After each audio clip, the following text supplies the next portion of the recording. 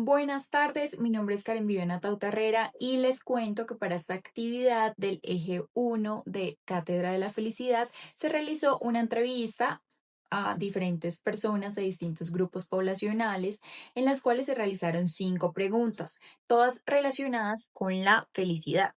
Tales preguntas se relacionan mucho con lo del primer referente de pensamiento de este curso en el cual hablamos de qué es la felicidad, si la felicidad depende de lo material o de las relaciones, por ejemplo, si es individual o si es colectiva, y si está relacionada con el propósito de vida y qué hábitos pueden ayudar, incluso qué hábitos pueden ayudar a mantener el bienestar a lo largo del tiempo.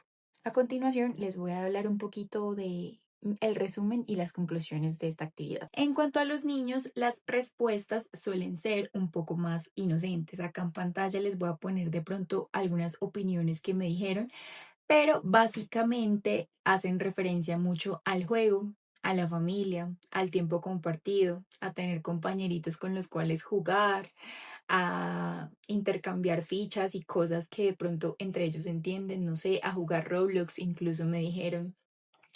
En cuanto ya al tema de si se depende o no, digamos, de cosas materiales, la mayoría le dio más importancia a estar con sus padres o con sus amigos. Eso es algo muy interesante en esas edades. Eso muestra que en la niñez hay una visión mucho más emocional y relacional. Eso es muy interesante.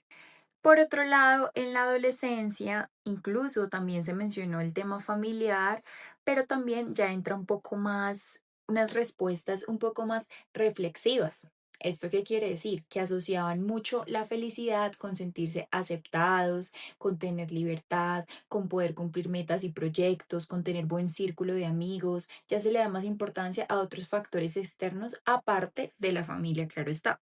Y frente a la pregunta de si la felicidad es individual o colectiva, en los adolescentes noté que muchos, pues entre ellos respondieron que aunque depende de uno mismo, la felicidad también influye mucho el entorno social y la presión externa a la cual nos enfrentamos, sobre todo en esa edad. Ahí puedo evidenciar una transición hacia una concepción un poco más individual, pero aún influenciada en la comunidad. En jóvenes y adultos pude notar lo siguiente. En jóvenes, digamos que la felicidad se acerca un poco más y está más fuertemente vinculada al propósito de vida de cada persona y al proyecto profesional. Entonces ya se piensa a futuro, ya se tienen metas, necesidad de cumplir ciertos objetivos. En cuanto a la pregunta del sentido de la vida, muchos mencionaron hacer lo que aman, tener un buen trabajo, realizar sus sueños, cumplir con sus carreras. Esto lo relaciono con el concepto Ikigai, el cual es visto en la cosmovisión oriental, donde la felicidad surge cuando existe un equilibrio entre lo que amas, lo que sabes hacer y lo que el mundo necesita. Esto es muy interesante. Los adultos, por el contrario, ya enfocan mucho más la felicidad en la estabilidad, el bienestar familiar, la salud. Y frente a la pregunta de si la felicidad es solo individual, la mayoría afirmó que no se puede ser feliz si las personas cercanas no están felices. Entonces es algo mucho más empático, menos individualista. Y por último, en cuanto a los adultos mayores, la felicidad de estos fue descrita como más obtener paz, gratitud y armonía. Y para ellos es muy interesante que los hábitos que mantienen el bienestar son la tranquilidad, el agradecimiento y por supuesto las relaciones sanas. Siento yo que esta perspectiva se acerca mucho como a la cosmovisión ancestral del buen vivir, donde hay que tener un equilibrio con los demás y con la vida misma, y esto es fundamental. Bueno, y para concluir esta actividad y este pequeño resumen y contexto de lo que pude obtener a través de las entrevistas, puedo llegar a la siguiente conclusión.